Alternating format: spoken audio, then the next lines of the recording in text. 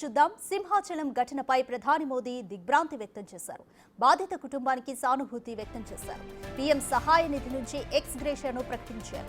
మృతుల కుటుంబాలకు 2 లక్షలు, గాయపడ్డ వారికి 50,000 చొప్పున పరిహారం ప్రకటించారు.